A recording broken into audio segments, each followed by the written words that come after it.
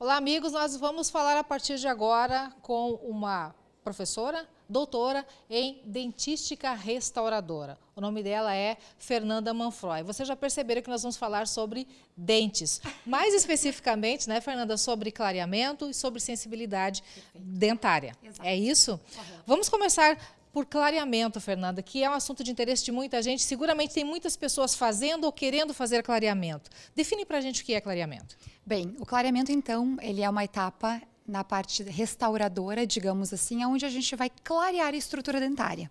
Para isso, a gente utiliza diferentes géis clareadores, diferentes concentrações, para chegar num resultado estético satisfatório. Obviamente, são resultados individuais, mas com boas técnicas a gente consegue trazer esse aspecto mais branco da estrutura dentária. É indicado, qualquer pessoa pode fazer, qualquer condição, qualquer tipo de dente? De uma maneira geral, sim. A gente tem algumas contraindicações, tudo o cirurgião dentista ele tem que avaliar, né? Mas de uma maneira geral, um bom estado de saúde, o paciente se tornar receptivo, entender que exige uma certa frequência de uso, são fatores bem determinantes para a gente ver se o paciente tem perfil ou não a se submeter a isso. E, obviamente, dentes naturais, é bem importante. Quem tem alguma prótese, aí já não é indicado. O problema da prótese é que ela não vai clarear, né? A única parte que clareia é a estrutura dentária sadia e viva de uma maneira geral. Então, quanto menos restaurações o paciente tiver, mais fácil vai ser a etapa clareadora e os resultados mais otimistas também. Tem uma idade mínima para fazer o clareamento? A gente costuma indicar a partir dos 18 anos de idade por uma questão própria do dente, senão a sintomatologia dolorosa, a sensibilidade se tornam muito mais frequentes. Então, entre 18 e 60, 70 anos, no máximo, são idades que a gente costuma trabalhar com bastante segurança. Tem tempo X de duração o clareamento? Olha, a gente costuma dizer que o tempo médio de duração para o paciente retomar a fazer o clareamento é de 1 ano.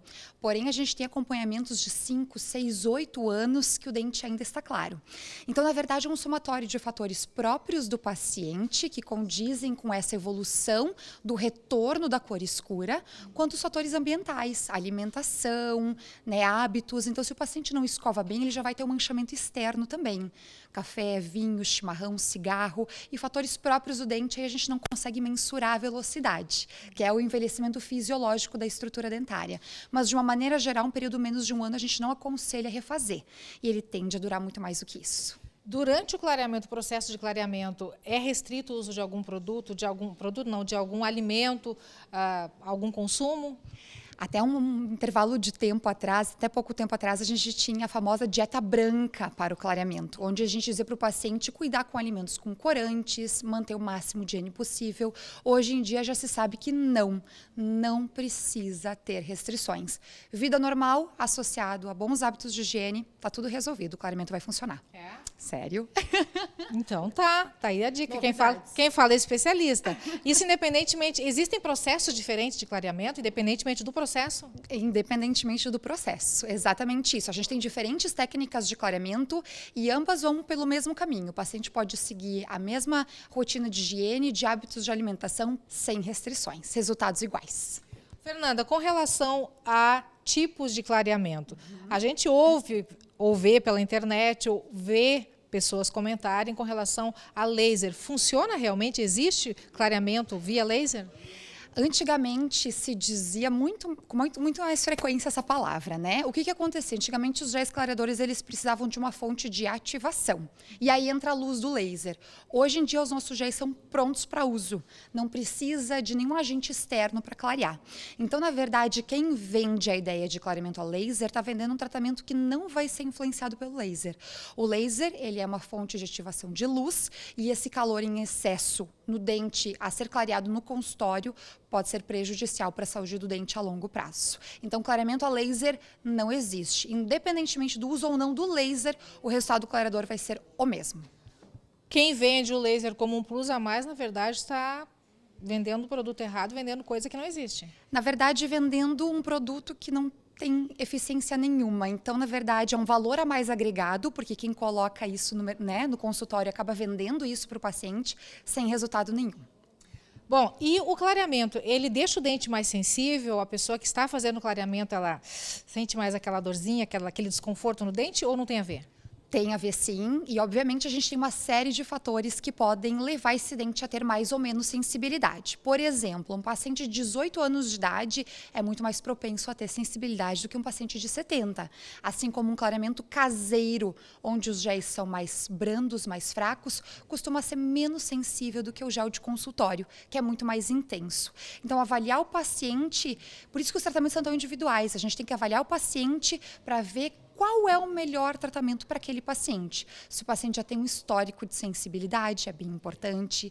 Se a gengiva está saudável, se há retrações, tudo isso são fatores que vão nos guiar em relação ao tipo de clareamento, frequência de uso, protocolos bem individuais. E essa sensibilidade, ela é duradoura, ela permanece ou é só durante o tratamento? Geralmente, se tem o seu fim, digamos assim, logo após o processo clareador. Então, ela tem uma curta duração, mas pode ser mais intensa ou menos intensa, dependendo da intensidade desse produto. Bom, a gente falou até agora sobre a questão de sensibilização dos dentes com relação ao clareamento, mas existe uma sensibilização dentária que não tem a ver com clareamento, né? Tem pessoas que não podem tomar quente, frio, né, o sorvete, um chazinho, enfim, que já sente aquele desconforto que é muito ruim. Do que vem isso e por quê? Na verdade, esse tipo de sensibilidade está ligada a um tipo de doença que a gente chama de lesões não cariosas. Então, elas não têm a ver com cáries, mas deixam o dente extremamente sensível. Então, fazem relação muitas vezes com a questão de mastigação desse paciente, como é que é a força muscular, a força dentária está bem distribuída ou não. Se o paciente, por exemplo, escova os dentes com muita força, pode haver um atrito e uma remoção da estrutura dentária, expondo a região de dentina.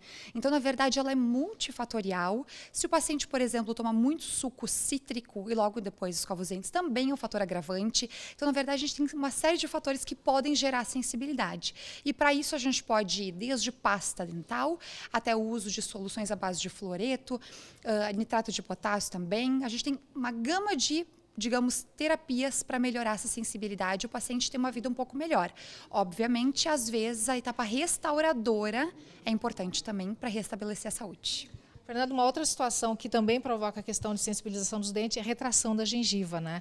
A origem dessa retração, a gente sabe que a escovação é um grande fator, né? Mas tem outros motivos, outras coisas que podem ser evitadas ou prevenidas? Claro, com certeza. A gente tem uma questão também da força oclusal do paciente, se ele está em equilíbrio, aí entra até uma questão de ortodontia, para a questão de dar um equilíbrio maior para a questão de mordida do paciente. Então, é bem importante a gente ter isso em mente.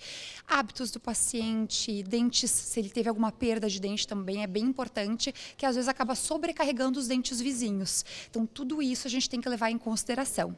Muitas vezes essas áreas de retração, a gente pode restaurar e o paciente passa a ter uma vida muito mais tranquila, porque é uma região extremamente sensível, cheia de terminações nervosas, então a gente tem que atuar em duplo contexto, digamos assim, atuar a nível de terapia, medicamentosa, se for preciso, e a nível de terapia odontológica, melhorando mordida, melhorando uma série de fatores locais para o paciente ter uma melhora realmente significante. Para a gente encerrar, de tudo isso que a gente falou até agora, para quem nos assiste, existe uma regra assim, que pode ser aplicada a qualquer pessoa e que tem uma idade a partir da qual, se ela agir direitinho, cuidar bem dos dentes, vai evitar e prevenir grande parte desses problemas? Com certeza. Eu sempre digo que bons hábitos de higiene, associado a uma escovação adequada, uma escova extremamente macia, sem fricção vigorosa, frequência de escovação e fio dental, são hábitos básicos. Uma alimentação equilibrada, cuidando com alimentos cítricos, e escovação logo na sequência, também. O paciente, a partir daí, tendo um controle da etapa odontológica, está apto para fazer um clareamento e, com certeza, vai ter menos sintomatologia no sentido de sensibilidade, né, independente do que ele for fazer com os seus dentes, clarear ou só manter a sua saúde bucal. Cuidar o dente desde pequenininho também é a grande dica, né? Com certeza, os hábitos vêm de infância e quanto mais cedo a gente conseguir introduzir isso na vida da gente, melhor. Depois é só manter e seguir. Dica de especialista, então, para você que nos assiste, é só adotar e sorrir para a vida.